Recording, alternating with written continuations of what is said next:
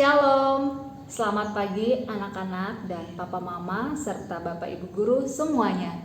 Puji Tuhan, kita kembali lagi untuk beribadah pada hari ini. Bagaimana kesan anak-anak? Sudah 2 minggu kita mengikuti pembelajaran jarak jauh. Semoga kita semua tetap sehat dan anak-anak tetap sukacita ya. Baik, Miss mempersilahkan anak-anak semua untuk saat teduh.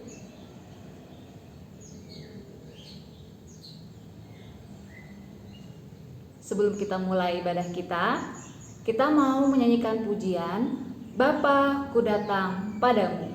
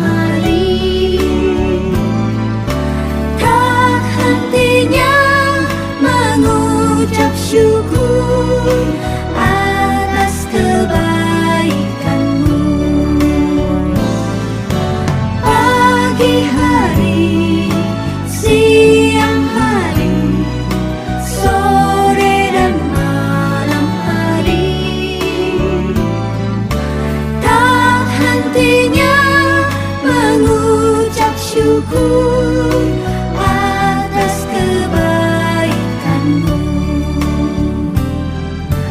Tak hentinya mengucap syukur atas kebaikan-Mu.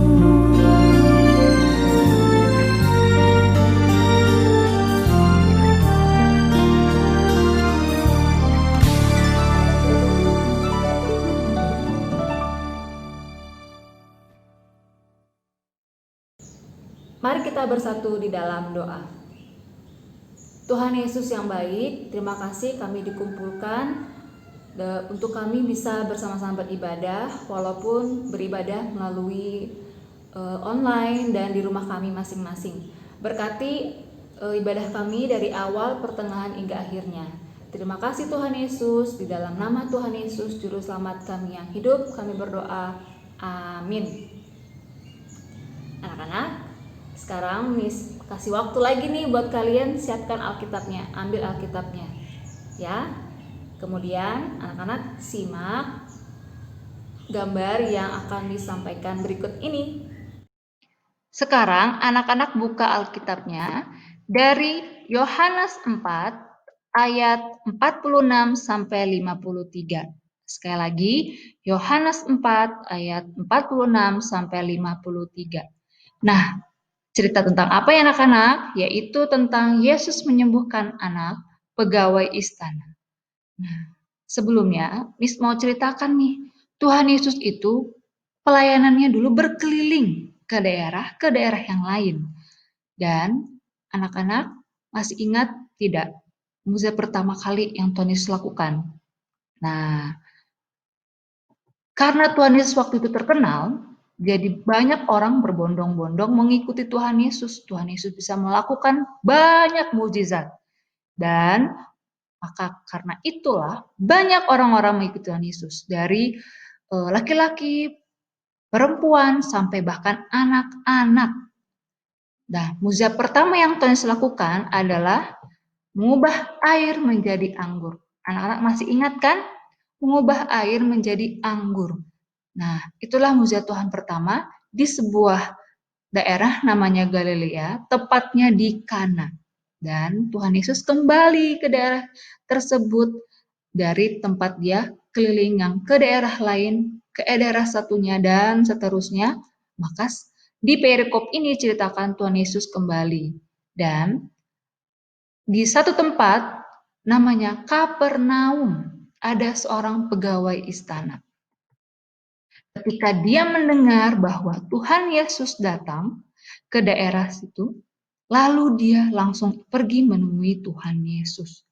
Karena anaknya sedang sakit dan hampir mati. Dia datang kepada Tuhan Yesus. Ya, ini adalah ketika pegawai istana itu menemui Tuhan Yesus. Lalu kata Tuhan Yesus, jika kamu tidak melihat tanda dan mukjizat, kamu tidak percaya. Lalu pegawai istana itu bilang, Tuhan, datanglah sebelum anakku mati, katanya. Lalu Tuhan Yesus menjawab, pergilah, anakmu hidup. Lalu apakah yang dilakukan oleh pegawai istana itu? Dan ternyata pegawai istana itu dia pergi. Ya, kalau kita lihat tadi tidak hanya pegawai istana dan Tuhan Yesus saja, tapi ada banyak orang yang ada di situ melihat pegawai istana itu langsung pergi. Dia pergi dan ketika dalam perjalanannya itu dia bertemu dengan hamba-hambanya. Pegawai istana ini bertemu lalu hamba-hambanya bilang, anakmu hidup, anakmu hidup. Pegawai istana itu yang juga seorang ayah bertanya, kapan kejadian itu? Ya, mereka menjawab, kemarin siang pukul 1 demamnya hilang. Maka pegawai istana itu ingat bahwa ketika itu Tuhan Yesus berkata, anakmu hidup. Dan di situ anaknya sembuh. Puji Tuhan, anaknya sembuh. Dan ketika dia datang ke rumah, wah, sukacita keluarga ini terlihat ya anak-anak. Pegawai istana itu yang juga seorang ayah bahagia. Dan tidak hanya dia yang bahagia, tapi seluruh keluarganya bahagia, bahkan percaya kepada Tuhan Yesus. Ya, apakah anak-anak ingin seperti pegawai istana ini mengalami mukjizat daripada Tuhan dalam kehidupan anak-anak, keluarga anak-anak, saudara, teman-teman, semuanya tentu ingin kita semua mengalami mukjizat daripada Tuhan. Hal-hal apa saja sih yang harus kita lakukan untuk kita bisa mendapatkan mukjizat yang daripada Tuhan? Hal-hal yang harus kita lakukan agar mukjizat Tuhan terjadi dalam hidup kita. Anak-anak ingin tahu kan? Ya, khususnya di saat pandemi ini kita semua mengalami kesulitan, mengalami kesusahan. Hal-hal apa saja harus kita lakukan? Sesuai dengan tema kita, percaya dan lakukan perintah Tuhan, kita harus melakukan dua hal. Yaitu pertama, kita harus percaya. Yang kedua, melakukan perintah Tuhan Yesus. Percaya, maka anak-anak harus sungguh-sungguh percaya kuasa Tuhan. Sama seperti pegawai istana, ya, dia datang kepada Tuhan Yesus karena dia percaya bahwa Tuhan Yesus akan menyembuhkan anaknya yang sedang sakit. Pegawai istana itu belum tahu wajah Tuhan Yesus, ya, dia belum kenal, tapi dia percaya bahwa Tuhan Yesus berkuasa untuk menyembuhkan anaknya yang sedang sakit. Kita bisa lihat itu di ayatnya yang ke-47. Jadi anak-anak, papa mama, dan bapak ibu guru semuanya, kita harus percaya kepada Tuhan Yesus. Mari kita semua nyatakan keinginan kita kepada Tuhan. Kita percaya bahwa Tuhan pasti akan melakukan mukjizat. Hal yang kedua ialah kita melakukan perintah Tuhan. Melakukan perintah Tuhan ini sama seperti pegawai istana.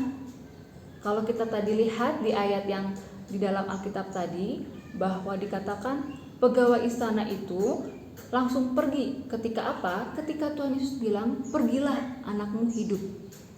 Pegawai istana itu tidak langsung, yang benar Tuhan. Tidak langsung, masa Tuhan. Tidak juga bilang, jangan main-main dong. Tidak seperti itu. Pegawai istana ini langsung pergi. Ya, dia pergi. Nah, kita juga sebagai anak-anak Tuhan, kita harus melakukan perintah Tuhan. Perintah Tuhan itu kita bisa tahu melalui membaca Alkitab. Kalau anak-anak tidak membaca Alkitab, anak-anak tidak akan tahu. Oleh karena itu, anak-anak harus tetap rajin membaca Alkitab. Ya, jadi dua hal tadi sesuai dengan tema kita, percaya dan lakukan perintah Tuhan, maka anak-anak akan mendapatkan mukjizat yang daripada Tuhan. Mari kita semua belajar untuk melakukan perintah Tuhan Yesus. Mari kita belajar untuk kita percaya pada Tuhan Yesus.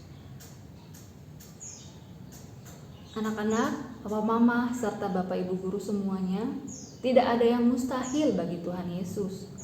Nyawanya saja dia berikan bagi kita. Dia rela berkorban mati di kayu salib demi kita. Pasti Tuhan Yesus juga akan memberikan mukjizatnya bagi kita semua, jika kita mau percaya dan melakukan perintah Tuhan. Amin. Mari kita bersatu di dalam doa.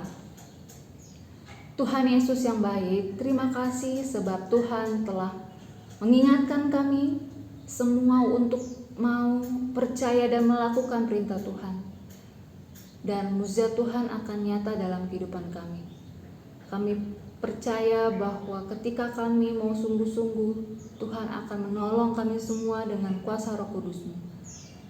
Bapa yang baik, kami terus berdoa untuk bangsa kami di tengah-tengah keadaan pandemi ini. Berkati para pemimpin, bahkan presiden dan wakil presiden kami, supaya diberikan hikmat Tuhan memimpin negara ini khususnya di tengah-tengah pandemi ini. Kami menyerahkan juga para medis semua yang membantu dalam merawat pasien-pasien corona. Berkati mereka Tuhan, berkati. Kami juga mau berdoa untuk sekolah kami berdoa buat yayasan kami, Tuhan berkati. Dan juga ibu kepala sekolah kami, Tuhan berkati kesehatan, Tuhan berkati agar terus berikan hikmat dalam memimpin sekolah kami. Berkati Bapak Ibu guru kami Tuhan supaya diberikan kesehatan. Berkati kedua orang tua kami Tuhan agar pekerjaannya terus Tuhan berkati di tengah-tengah keadaan seperti ini. Berkati anak didik kami, mungkin Tuhan di antara mereka ada yang sedang lemah tubuh, sedang sakit, Tuhan jamah, Tuhan sembuhkan. Dan kami menyerahkan kegiatan pembelajaran kami ini Tuhan pada hari ini hanya ke dalam tangan pengasihan Tuhan.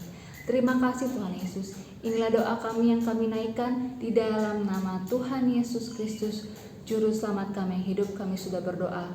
Amin. Kita akan menyanyikan pujian Percaya Saja.